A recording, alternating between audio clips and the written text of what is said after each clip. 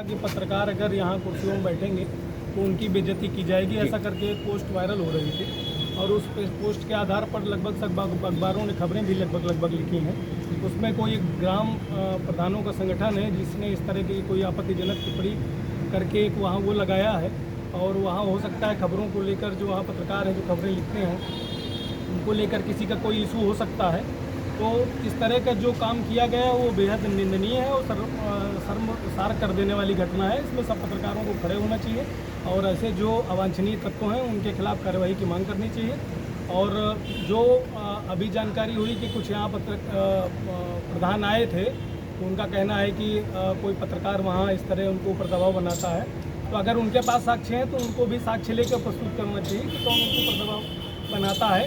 जी, अनर्गल बयानबाजी से कोई फ़ायदा नहीं होता है। और वो पता ये भी चला है कि वहाँ कोई हिस्ट्री सीटर है प्रधान जो वहाँ गैंग चलाता है पूरा, तो उसी ने इस तरह की कोई हरकत की है। लेकिन ये हम लोगों का विषय नहीं है, ये जांच का विषय है जी। और जो पत्रकारों ने खबरें भी लिखी हैं तो उसमें जांच के लिए ही कहा है।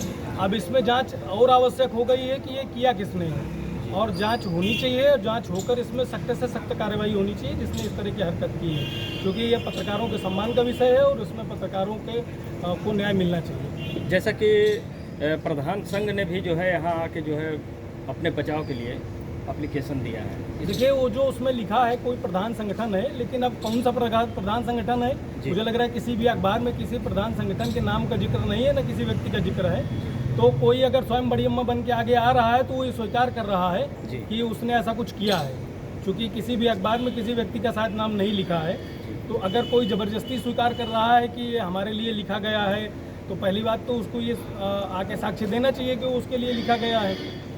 और अगर उसने नहीं किया है तो उसको इसमें आने की जरूरत ही नहीं थी, आगे आने की जरूरत ही नहीं थी। और अगर किसी के लिए उनका कोई व्यक्तिगत इशू है कि अगर कोई उनको दबाव बना रहा है या अन्य कोई मामला है तो उनको व्यक्तिगत रूप से इसकी शिकायत पहले करनी चाहिए थी। ये मुद्दा उठने के बाद ही आने की क्या जरूरत थी। तो ये सब चीज़ें हैं।